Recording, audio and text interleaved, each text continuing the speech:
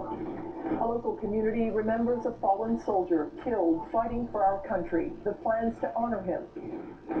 And new information tonight about a teen critically hurt in this violent crash.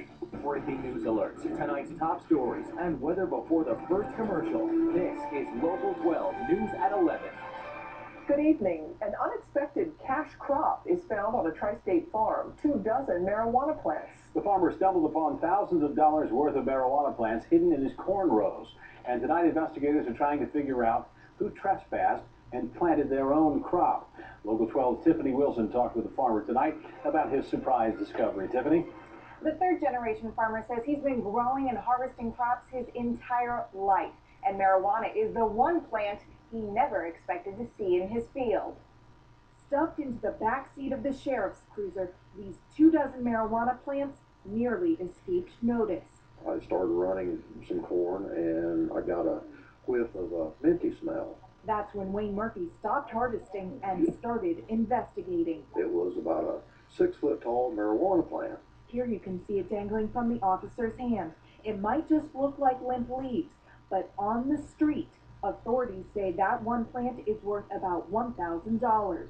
Mr. Murphy says most of the marijuana plants were hidden among stalks like these, about a quarter of a mile away from the nearest road and well out of anyone's sight. The tree was definitely a landmark. A while back, Murphy noticed four-wheel tracks in that area. He didn't think anything of it. But then when you find stuff like this, then you kind of think, well, you know, maybe it was connected.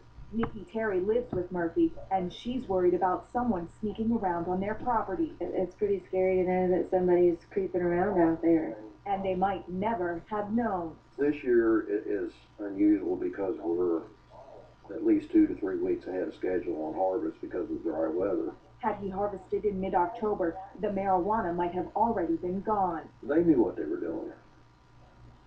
Now, the sheriff's department did not return my calls, but Murphy says whoever planted the pot must have waited until the corn was tall enough to cover their tracks.